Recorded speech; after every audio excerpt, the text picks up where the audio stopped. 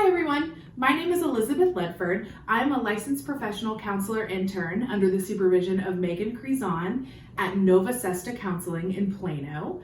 And I'm here to talk to you today about coping with stress and anxiety. And just hearing those words might make you feel a little stressed or a little anxious because we don't really love talking about those things. But I'm here to tell you that it is totally normal to feel a little stressed or a little anxious sometimes. And especially right now with everything going on, I think there are a lot of us who are feeling that way, myself included often.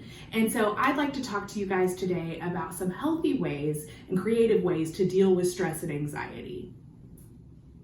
As a therapist, I often have clients in sessions say to me, Elizabeth, will you just tell me what to do?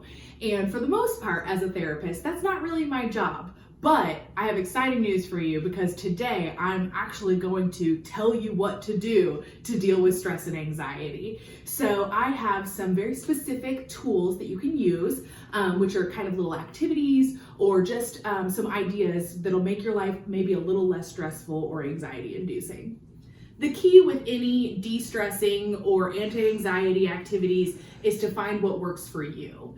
So I'm going to give you a couple practical ones, but for you, and it could be absolutely anything. Maybe you're really into gardening, or you super love to cook, or maybe you just like to read a book every once in a while. Do those things and include those things as a part of your day. Even if you have to put it on your to-do list to do a de-stressing activity, make sure you make it happen. It can be absolutely anything. For example, I've gotten really into skincare and making sure that my skincare routine is the best it can be. And that's helping me with stress and anxiety. So it can be literally anything that works for you, but here's a couple that I would suggest that work for a lot of other people. The first one is meditation. And a lot of people hear meditation and they're like, no thanks, I do not have time for that. But I have news for you. I am a super busy lady and I still have some time to meditate every once in a while because I have found an app that really works for me. There are a couple different apps out there that a lot of people really like. There's one called Calm, there's one called Headspace, and the one that I really like is called 10% Happier. These apps are great because they just walk you through meditation. They tell you the meanings behind it, they give you suggestions, and then it's a very limited amount of time that you spend actually meditating. So even if you are super busy, maybe you have 16 jobs or 16 children or 16 cats, and meditating sounds like a totally crazy idea to you, download one of these apps and see if that will work for you. Another way to limit your intake of information is to limit the amount of time you spend on specific phone apps. So for example, spending time scrolling through Facebook or Twitter can bring about a lot of negative feelings. There's a lot of information being spread, some positive, some negative, some true, some untrue, and trying to sort through that information while we're scrolling through can just be exhausting. So if you say, I'm gonna get on Twitter for 5 minutes today and see what my friends are up to, or something like that, that's gonna really help you cut back on so much information being sent into your brain. You could also just simply delete the apps for a little while. I know that sounds kind of overwhelming, but if you just sort of take them off your phone or maybe remove them from your home screen, it's a great way to just take that information away and not have to deal with it constantly. Another great way to cut down on stress and anxiety is to set boundaries. And I know that that's kind of a big umbrella term for a lot of different things, but it is really important to have boundaries for ourselves and for our own mental health. So for example, maybe saying no to something you don't really want to do seems like you're maybe making an excuse or that you are not taking care of people the way you should, but it's also important to take care of yourself. And sometimes simply saying, I'm not able to do that right now, because I need to take care of my mental health, or I need to, go home and spend a little time on me, that's a totally acceptable reason to say no to something. So setting boundaries in that way is really, really a helpful tool. You can also set boundaries with people. Maybe there are certain people in your life who kind of take a lot of energy for you to deal with. So people maybe want to talk to you about politics all the time or something like that. If that's not something that you feel like you can deal with right now, it's okay to say no to those conversations. Hey Elizabeth, oh my gosh, it's so good that you're here. Listen, I know you just did this last weekend, but would you be able to watch my 16 cats again this weekend, please? Actually, Emma, you know I love your cats, but I really can't this weekend because I need to take a little time to myself. Oh. Another really practical way to be less stressed is to just get a little exercise in. And I know that makes a lot of people want to groan, including myself, because I'm not a huge fan of exercise. But I don't think that exercise needs to be for a specific goal, like losing weight or anything like that. Just get outside and go for a 5-minute walk, or maybe dance to your favorite song, or do some yoga. Anything that makes you feel good and kind of gets your endorphins going and stuff like that is going to be really good. So I'm not saying that you have to get rid of these. In fact, potato chips, I think, can be their own coping mechanism, but every once in a while, just do a little bit of this, and I think you're going to feel a lot better. My next tip for you is to rely on your support system. We all have a support system for a reason. When we spend maybe too much time by ourselves, we can just fixate on certain things that make us really anxious or stressed. So if you're struggling, please reach out to a friend or a family member. Call them, FaceTime them, text them, spend a little time with them, even if it's 6 feet away. Do whatever you need to do to get support from people around you. Hey Brenda, can I talk to you for a second? I'm really struggling. Of course. What's going on? Another great way to de-stress is to journal. This is another one that people might groan at a little bit, but I'm here to tell you that just like meditation, journaling does not have to be a scary, time-consuming thing. Journaling can be as simple as writing down 3 things you were grateful for that day, or writing down something that made you smile. It doesn't have to be some big, long Dear Diary type entry. It's just a way to center yourself. You can do it in the morning if you want to plan for your day. You can do it at night if you prefer to kind of reflect on your day. You can do it at lunch. It's really whatever works for you. Also, you can journal on anything. You can get a super cool locked journal like this one. What is the code? Who knows? All of my secrets are in here. You can get a plain journal like this that you can just flip through, or literally you can use whatever's around you. It could be paper towels. It could be whatever you want. Journaling is super easy. Another great way to de-stress is to kind of check in with yourself and ground yourself. One of the ways that we like to do that is something called the name game.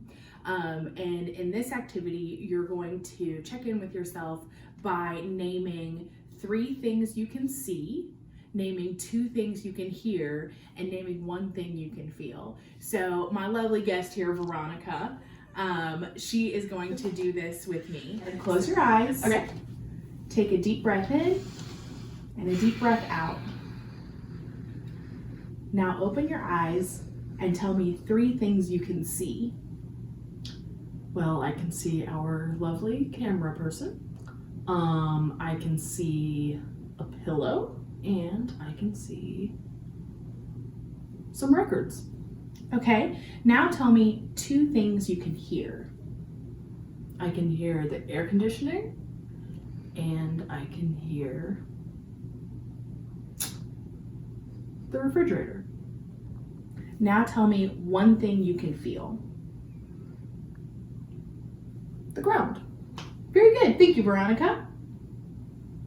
Okay, So our next activity is the wiggle and freeze activity. This is a great one for if you have little ones, but also if you just want to do it with your spouse or partner or roommates or whatever. It's a great way to kind of release that tension that anxiety can bring into your body. So basically, all you have to do is exactly what it sounds like, and I'm going to act it out because no one else is going to want to act this out. So when one person says wiggle, everybody moves around, and then someone says freeze, and everybody has to stop. And it's just a silly way to release tension, move around. It's a little bit of exercise like we talked about, and it'll probably make you giggle, which is a great way to deal with stress and anxiety.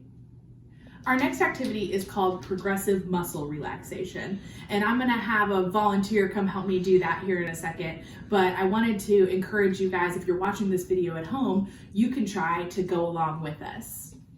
All right, so we have Francis here today who's gonna help show off what progressive muscle relaxation is.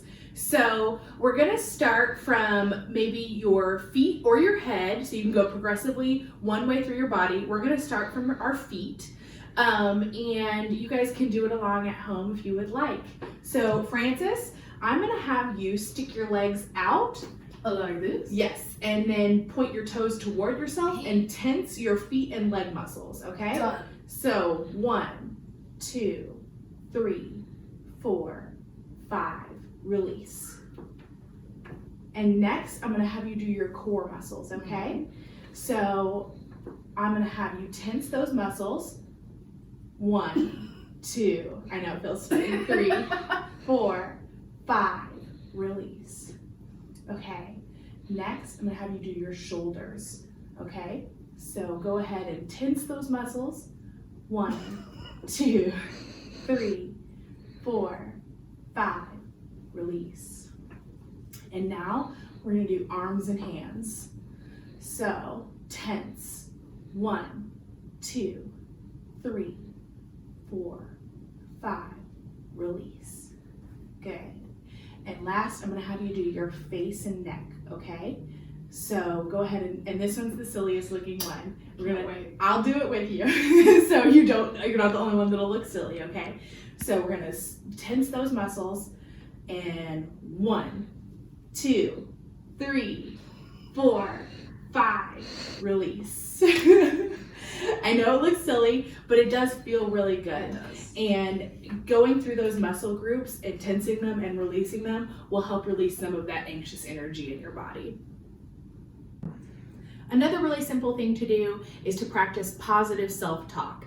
It's really easy when we're anxious or nervous or stressed to say, "Oh, Elizabeth, you're being so dumb," or "Oh, Elizabeth, you really messed up on that," rather than being encouraging and using kind words for ourselves. So when we're feeling really stressed out, a great way to do that is to simply say positive things about yourself to yourself, or you can say it in your head, or you can even say it out loud. So talking to yourself about, "Hey, Elizabeth, I know this is tough, but look at what you already accomplished. Think about how stressed out you were last year and you got through that." Or, "Elizabeth, yesterday was a really good day and things went really well. You're gonna make it through today too." Last but not least, this might be the simplest one. Sometimes it's just a matter of checking in with ourselves about really basic things. So if I'm angry or stressed, the first thing I'm gonna ask myself, for me personally, is, "Elizabeth, have you eaten enough today? Did you have 3 meals? Did you eat healthy? Elizabeth, have you had enough water to drink? And lastly, Elizabeth, did you get enough sleep last night?" And if the answer to any of those questions is no, that's a pretty good indication of maybe how you can start to solve your stress or anxiety problems. If you haven't had a good meal, or if you hadn't had enough water today, or if you did not sleep well tonight, check in with yourself and make sure you get those things done. Also, if you would like a little more information on anxiety and how it can affect our bodies, I want to recommend this really awesome book called Hey Warrior. It's by Karen Young, and it's just really cool. It goes through what happens in our body when we're feeling anxious and why, and it can sometimes come with this really cute little guy. This is a stuffed animal that is your amygdala, which is a part of your brain, and your amygdala is what brings about stress and anxiety feelings when we're feeling in danger. And so this is a really good resource, especially if you've got little kiddos, but I have definitely used it in therapy with adults as well. It's really informative, and I can't recommend it strongly enough. I also want to take a second to just say thank you for watching this video.